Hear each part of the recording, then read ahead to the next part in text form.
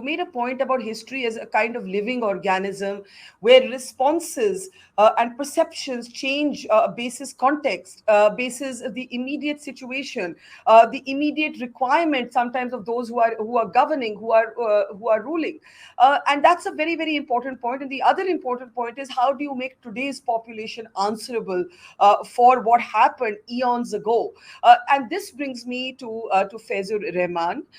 And how do you believe that Muslim groups could or should be responding at this point? Because again, decontextualization from the larger politics is not possible. But when it came to Ayodhya, there were people, even congressmen. Salman Khurshid recently wrote a book on Ayodhya, where he argued that Muslim groups should not have fought. They should have not fought so much over Babri Masjid. They should have actually agreed to have the Hindus, in a sense, take it over. What do you think, Mr. Rahman?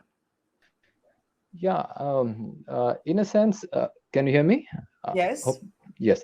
See, in a sense, Salman Khurshid was right, that perhaps, in the case of Babri Masjid alone, perhaps Muslim should have negotiated long back. But then we are past that. Now we are come to Gyanvapi, and then in Mathura is on the list.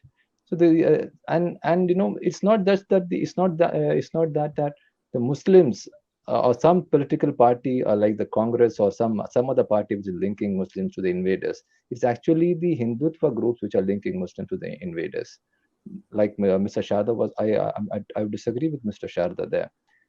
And second, in the context of how Muslims should respond, the place of religious, place of worship act clearly gave us guidelines.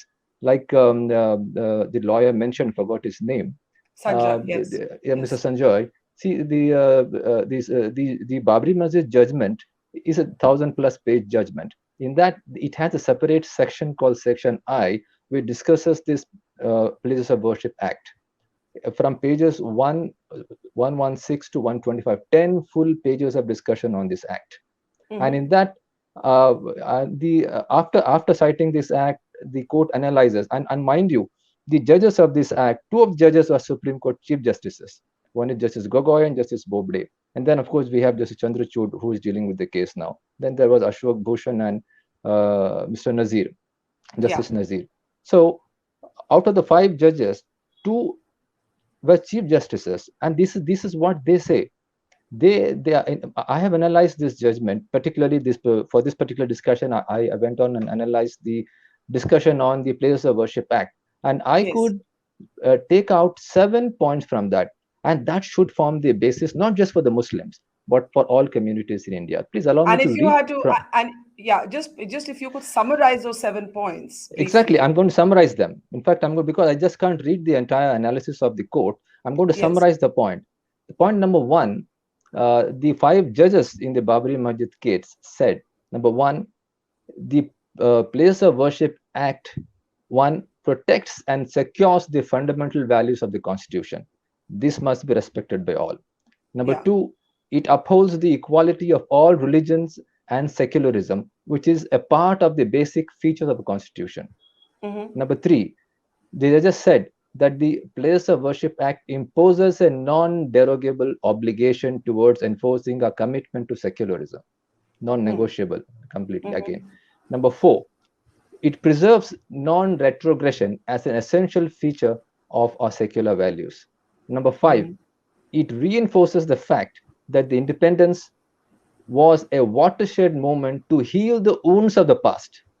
How long will be how far will you go back into the past and blame the Muslims or anybody else for the wrongs done by people hundreds of years ago? Yes. Number 6, it emphasizes the historical wrongs. It emphasizes that historical wrongs cannot be remedied by the people taking the law into their own hands. Number 7, it emphasizes that history and its wrongs shall not be used as instruments to oppress the present and the future. These 7 points are, the authors of the 7 points are the 5 judges, although we may not know the exact author who authored the judgment.